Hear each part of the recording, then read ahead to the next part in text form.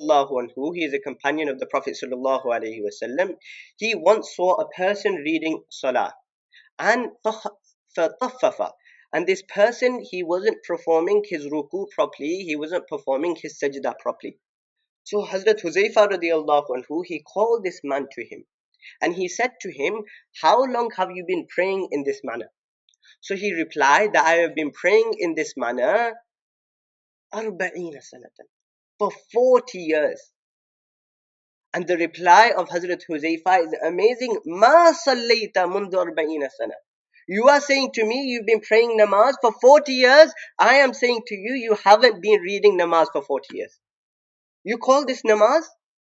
You're saying to me you've read for 40 years. I am saying to you, you've not read namaz. This isn't namaz. If you were to die in this state that you were reading such a prayer, you were reading like this, you would die on a religion other than the religion of the Prophet sallallahu alaihi wasallam. If you died reading namaz like this, you would die on a religion other than the religion of the Prophet sallallahu alaihi wasallam. Again, this displays from the Sahaba Kiram that if the salah isn't correct, and it's almost as if you're abandoning the salah, and if a person abandons his salah, then that is disbelief. That is according to one school of thought. That is the meaning that they take. So again, this highlights the importance of salah. That just by doing the actions of salah, just by us being punctual on our salah, reading on time, that doesn't mean our salah is accepted. That doesn't mean that our salah is correct. There has to be an effort to correct the salah, to rectify the salah, to pray the salah in the right manner, which is why we are here. And there's one more narration that that one time the Prophet sallallahu alaihi wasallam, he actually saw a man entering the masjid, and the Prophet sallallahu alaihi wasallam looked at this man whilst he was reading his salah. And once that person had read his salah, he came to the Prophet sallallahu alaihi wasallam, and the Prophet sallallahu alaihi wasallam said, "Go, salli fa innaka lam tusalli.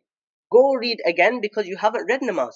He had just read and he came to the Prophet sallallahu alaihi wasallam. Prophet sallallahu alaihi wasallam said, "No, go back and read again because you haven't read." The person came back a second time after reading his prayer. Prophet sallallahu alaihi wasallam repeated those words again. Salli fa innaka lam tusalli. Go read again because you haven't read namaz. And this happened 2 or 3 times. And then finally the person, after being told to read it again, he said, Ya Rasulullah, I read the best salah that I can. I did the best that I could. Now you teach me, educate me, tell me what I should do. So in this instance, you are seeing again that this person is reading his salah, he's doing all the actions, he's reading whatever was meant to be read, but what is the Prophet ﷺ saying to him? Salli fa innaka lam tusalli. Go read because you haven't read. Your salah is incorrect. So what we do learn is simply doing the actions of salah, simply reading what is meant to be read doesn't mean that our salah is valid.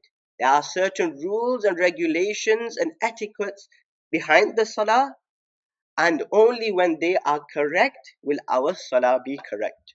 So inshallah, that is what we are going to study today.